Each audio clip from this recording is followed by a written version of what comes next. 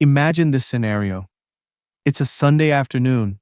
You're standing in your kitchen, the one you renovated 3 years ago because the old cabinets felt dated and you told yourself this was an investment. You're holding a glass of water, the house is quiet, and then you notice it. A small discoloration on the ceiling above the sink, barely visible, a faint brown ring, no bigger than a coffee mug.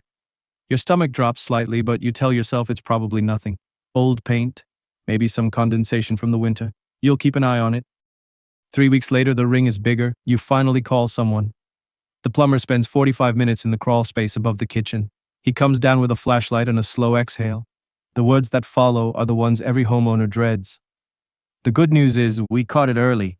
The bad news is your supply line has been leaking for a while. You've got some water damage up there.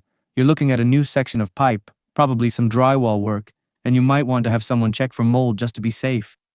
The estimate comes in at $4,200. You stand there nodding. You say the words, "Okay, let's do it." And then you walk to your home office, sit down at your desk, open your laptop, and stare at the wall for a moment. You just lost a month of savings to a pipe you didn't know existed.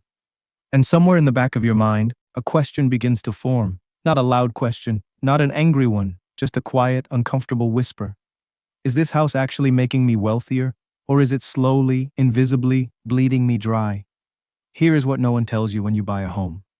Ownership is not a finish line. It is a subscription. Not a subscription like Netflix, where you pay a flat fee and get predictable value. A subscription like healthcare. Unpredictable, unavoidable, and somehow always more expensive than you planned. And the strange part is this affects the smartest, most responsible people the most. Because they're the ones who buy homes. They're the ones who take pride in maintenance. They're the ones who replace the roof before it leaks, upgrade the insulation, fix the driveway before it cracks. They do everything right. And still, year after year, their net worth grows slower than it should. Their savings stay thinner than expected. Their flexibility quietly disappears. This is not about being irresponsible. This is about math. And the math of home ownership is rarely spoken about in plain language. So let's speak plainly. There is a concept I want to introduce. I call it the ownership drag. It's the invisible cumulative cost of maintaining, protecting, and simply keeping something that belongs to you. Every asset you own creates friction. And the larger the asset, the larger the friction. A house is for most people the largest asset they will ever own, which means it creates the most drag. Let me show you what this looks like in practice. You buy a home for $400,000. You put down $80,000. You finance $320,000 at a 6% interest rate for 30 years. Your monthly mortgage payment is around $1,900. This is where most people stop calculating. They compare $1,900 to their old rent payment of $1,800 and think, it's about the same, and I'm building equity. But the mortgage is only the beginning. Property taxes. In most American cities, you're paying between 1% and 2% of the home's value per year. On a $400,000 house, that's $4,000 to $8,000 annually. Let's say $5,000. Homeowners insurance, another $1,500 to $3,000 per year, depending on location. Let's say $2,000. Maintenance. The general rule, which almost no one follows, is that you should budget 1% of the home's value per year for upkeep. That's $4,000. But here's the thing about maintenance. It doesn't come evenly. You don't spend $4,000 every year like clockwork. You spend $800 one year and then $16,000 the next when the HVAC system fails. You spend nothing for 2 years and then the water heater explodes and floods your basement. The average is $4,000, but the experience is chaos. Now let's add it up. Mortgage, $1,900 a month, $22,800 per year. Property taxes, $5,000. Insurance, $2,000. Maintenance, $4,000. Total annual cost of owning this house, $33,800. But wait, we're not done. There's also the opportunity cost. The $80,000 you put down on this house is no longer invested. It's sitting in the walls, in the foundation, in the land. If you had invested that $80,000 in a diversified index fund returning an average of 8% annually, in 10 years it would be worth approximately $173,000. In 20 years, over $370,000. But it's not invested, it's frozen. You can't touch it without selling the house or taking on debt against it. And even the equity you build each year is partially an illusion, because your home needs constant infusions of capital just to maintain its value. That $4,000 a year in maintenance isn't making the house more valuable, it's just keeping it from becoming less valuable. Paint peels, roofs age, appliances die, driveways crack, trees fall, foundations shift. You are not building wealth, you are running in place. And every time something breaks, you fall a little behind. This is the ownership drag, and it compounds silently year after year. But here's where it gets more uncomfortable. The house doesn't just cost you money, it changes your behavior in ways you don't notice until it's too late. Let's talk about a concept called lifestyle anchoring. When you buy a house, you're not just buying shelter, you're buying an identity, a standard, an expectation. The house has a certain size, a certain neighborhood, a certain look, and slowly, unconsciously, everything else in your life begins to conform to that standard. You buy furniture that fits the house, you buy a car that looks appropriate in the driveway, you host dinners that match the kitchen. You feel pressure to maintain the yard at a level consistent with your neighbors. None of this is vanity. It's not about showing off. It's about coherence. Humans are wired to make their environment feel consistent, and once your house establishes a baseline, your spending follows.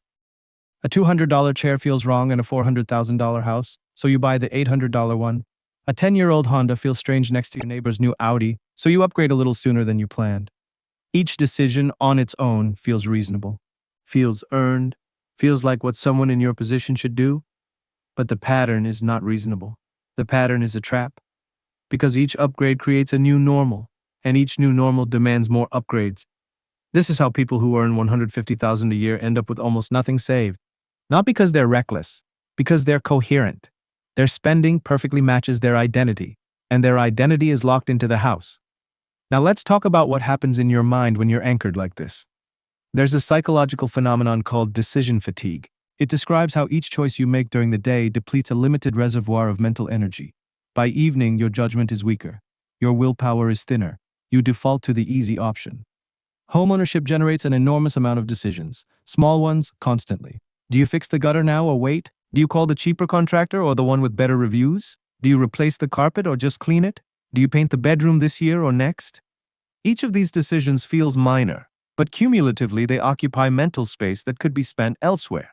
On your career, on your relationships, on your health, on ideas that might actually grow your wealth. You don't notice this cost. It doesn't show up on a statement, but it's real. And when you're tired, when your decision-making capacity is depleted, you make worse financial choices. You overpay for convenience.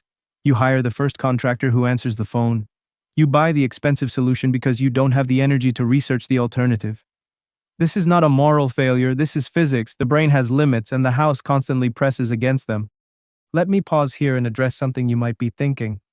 But what about equity? Doesn't the house appreciate? Doesn't ownership build wealth over time? Let's look at that carefully. Historically, home prices in the United States have appreciated at an average rate of about 3 to 4% per year, adjusting for inflation. In some markets and some decades higher. In others, lower or even negative. But here's what people forget. That appreciation is gross, not net. Every year you're paying property taxes, insurance, and maintenance. You're also paying interest on your mortgage. In the early years of a 30-year mortgage, most of your payment is interest, not principal. Let's do some rough math. Over the first 10 years of your mortgage on that $400,000 house, you will pay approximately $170,000 in interest. You will pay about $50,000 in property taxes, $20,000 in insurance, $40,000 in maintenance. That's $280,000. Gone. Not building equity, just cost of ownership. Meanwhile, if your home appreciates at 3% per year, after 10 years it's worth about $537,000. That's $137,000 in appreciation. You spent $280,000. You gained $137,000. That's a net loss of $143,000 over 10 years, just to live somewhere. And this doesn't include the opportunity cost of your down payment. Add that in and the gap widens. Now, is renting always better? No. Rent prices rise. Landlords can be unreliable. There's no guarantee of stability. Renting has real downsides. But the question isn't whether renting is perfect. The question is whether homeownership is the wealth-building engine everyone claims it is. And the answer, when you look at the actual numbers, is uncomfortable. For many people in many markets, the house is not building wealth. It is absorbing wealth, quietly, year after year. So what is real wealth, if not a house? Here's the reframe. Real wealth is not what you own. It is what you control. Wealth is margin, the gap between what you earn and what you must spend. Wealth is flexibility, the ability to change direction without catastrophic cost. Wealth is optionality, having choices that others don't. Wealth is time, the freedom to spend your hours on what matters to you. A house can give you stability, it can give you pride, It can give you a place to raise children and build memories. But it cannot give you optionality if you are chained to the mortgage. It cannot give you flexibility if selling means losing $20,000 in transaction costs. It cannot give you margin if every windfall is absorbed by the next repair.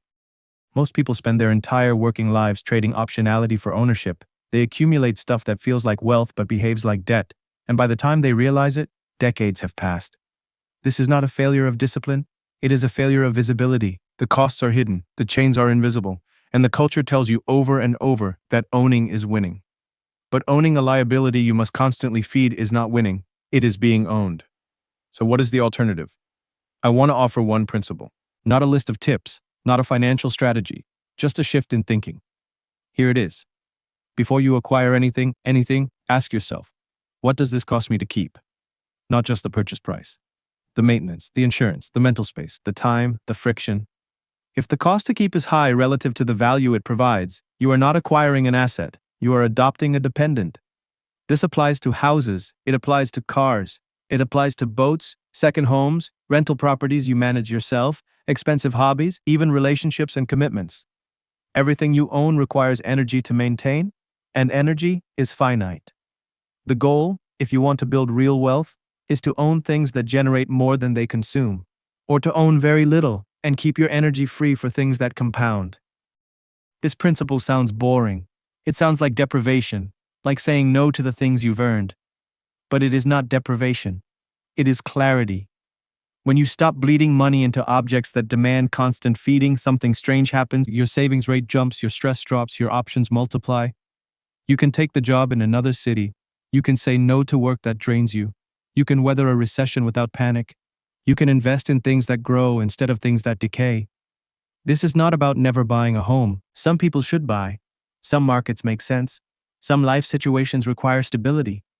But it is about buying with open eyes, knowing the true cost, building in margin, refusing to let the house become your identity. Because the moment your house defines you, your spending will follow, and your wealth will never be your own. Let me leave you with this. The wealthiest people I know do not have the nicest houses. They do not drive the newest cars. They do not own the most things. What they have is space, breathing room, the ability to say no, the ability to wait, the ability to choose. They understood at some point that wealth is not accumulated by adding. It is protected by subtracting, by refusing the hidden subscriptions, by resisting the ownership drag. Once you see this pattern, you cannot unsee it. You will walk through a home improvement store and feel the weight of future maintenance. You will look at a bigger house and see the property taxes, the heating bills, the lawn care, the decades of decisions. You will start to ask, not, can I afford to buy this, but can I afford to keep this? And that question will change everything. If this reframe made you think differently, even slightly, then it was worth your time. Consider subscribing. Consider sharing this with someone who's about to buy a house and has never seen the math. Not to scare them, just to help them see clearly. Because clarity in a world full of hidden costs is the first step toward freedom.